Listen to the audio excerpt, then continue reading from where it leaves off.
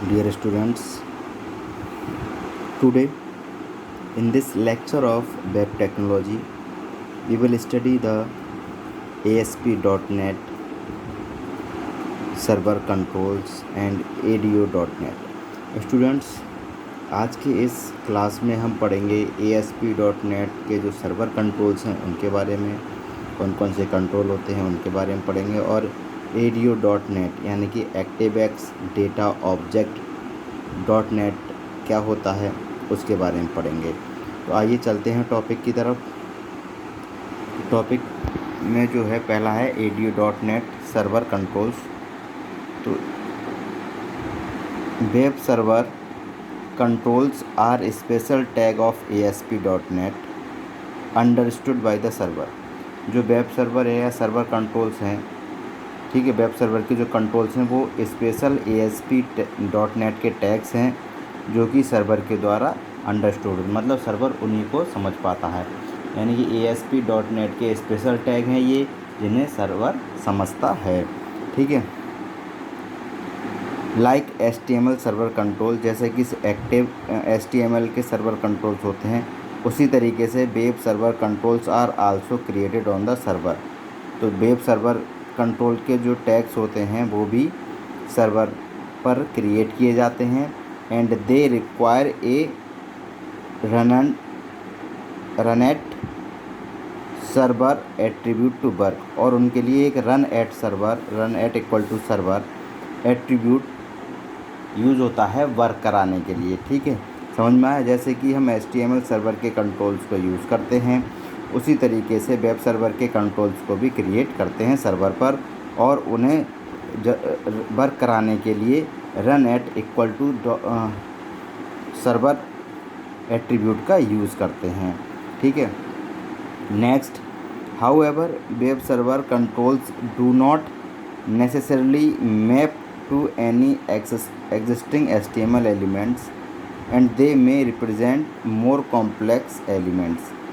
जबकि जो web server controls हैं वो नेसेसरली मैप नहीं होते हैं एनी एग्जिस्टिंग HTML एलिमेंट, यानी किसी ऑलरेडी एग्जिस्ट HTML एलिमेंट के द्वारा ये मैप नहीं होते हैं जो वेब कंट्रोल्स होते हैं, वेब सर्वर कंट्रोल्स होते हैं।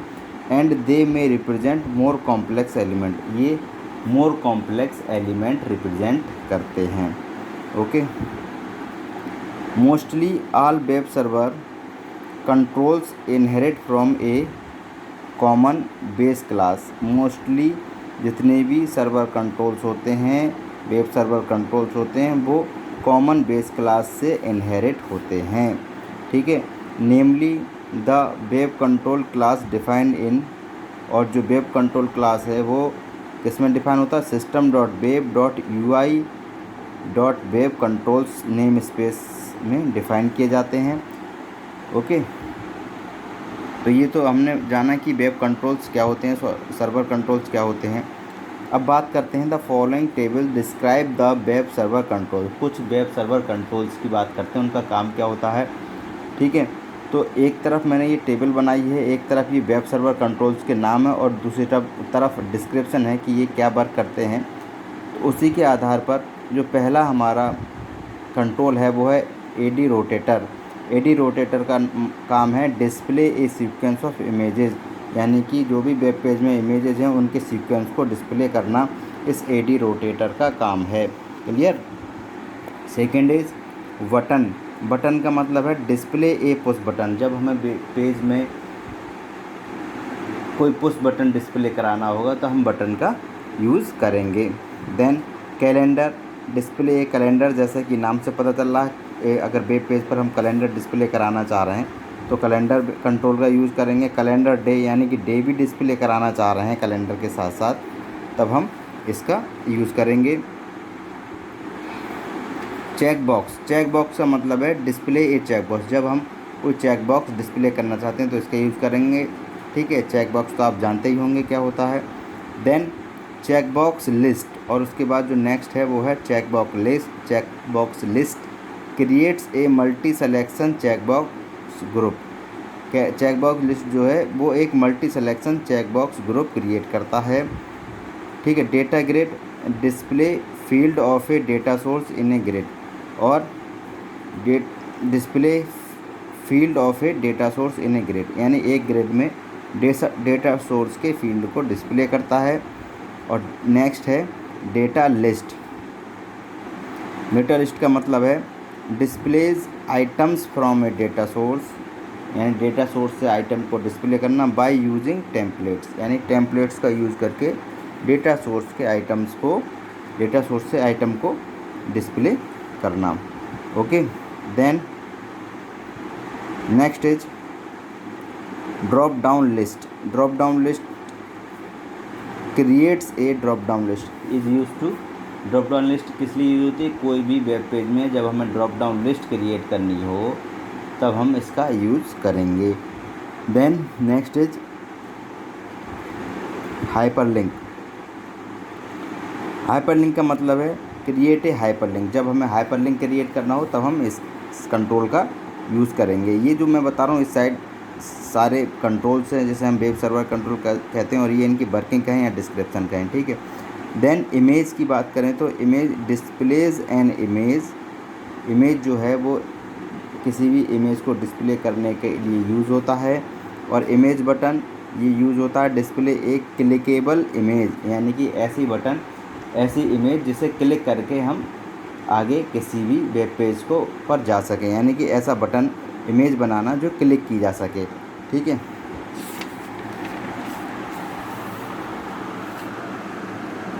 Then label.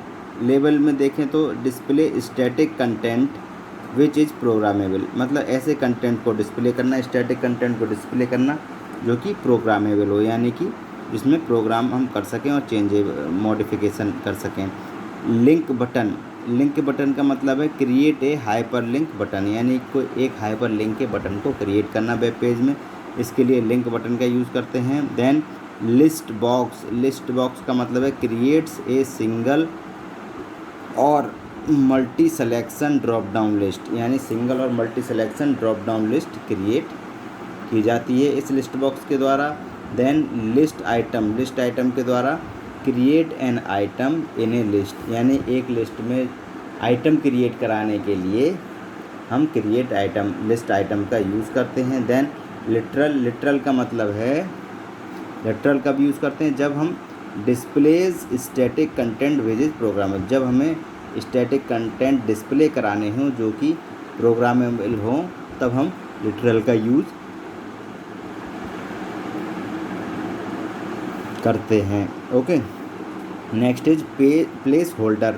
प्लेस होल्डर का मतलब है reserve space for controls added by code, यानी कोड के द्वारा जो कंट्रोल्स ऐड किए जाते हैं उनके लिए स्पेस रिजर्व जब रखना हो तब हम प्लेस होल्डर का यूज़ करेंगे। Then panel. पैनल का मतलब है प्रोवाइड एक container for other control, other controller के लिए एक कंटेंट प्रोवाइड कराना, कंट्रोलर कंट्रोल्स के लिए एक कंटेनर प्रोवाइड कराना। Then radio button. Radio button का मतलब क्रिएट से रेडियो बटन, या रेडियो बटन क्रिएट करना हो वेब पेज में तब हम इसका यूज़ करेंगे। देन रेडियो बटन लिस्ट, यानी create a group of radio buttons, यानी रेडियो बटन के ग्रुप को क्रिएट करना हो तब हम इसका यूज़ करेंगे।